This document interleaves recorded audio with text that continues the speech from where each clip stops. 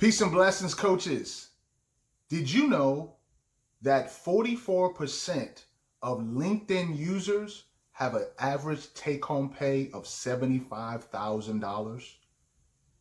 Yeah, $75,000. So what does that mean? It means two things. Number one, they have the ability to invest in coaching, and they are looking to level up. Just by being on LinkedIn, those who use the platform are not only looking to increase their visibility, but they're also looking for ways to enhance their profitability.